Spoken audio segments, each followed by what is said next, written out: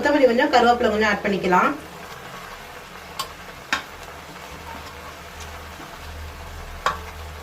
வதங்கட்டும். 1 ஸ்பூன் தயிர் ஆட் பண்ணிக்கலாம்.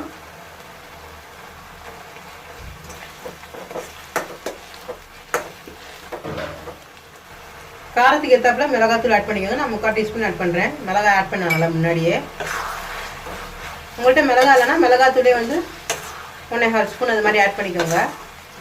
இது வந்து 4 பீப்புள் சாப்பிட்லாம். கூடவே தேவையான அளவு உப்பு ஆட் பண்ணிக்கலாம்.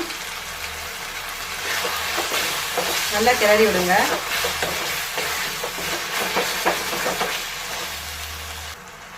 இப்போ கொஞ்சமாக கரம் மசாலா தூள் ஆட் பண்ணிக்கலாம்.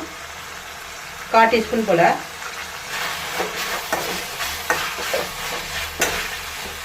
இது கூடவே கொஞ்சம்